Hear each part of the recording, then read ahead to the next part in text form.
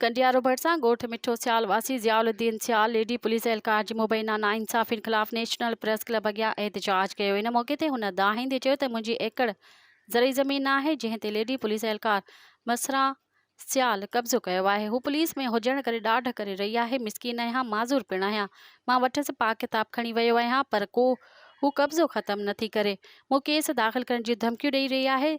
दाहूं करे थकिजी पियो आहियां पर केर बि दाह ॿुधण वारो न आहे। हद जी ठारोशा पुलिस बि पट्टी भाई लेडी एहलकार जे धुर बणियल आहे। हुन ॾींहुं IG श्वेत बेनज़ीराबाद SSP नौशरत फ़िरोज़ समेत वसवारनि खां मुतालबो कयो त संदसि ज़मीन तां कब्ज़ो ख़त्म कराए लेडी पुलिस एहलकार ख़िलाफ़ क़दम खंयो वञे। ॿी सूरत में सख़्तु एहतजाज कयो वेंदो। मज़ीद ख़बरनि ऐं तफ़सीलात लाइ विज़िट कयो असांजी वेबसाइट www.awamiNewsHD.com ऐं ॾिसंदा रहो अवामी न्यूज़ HD।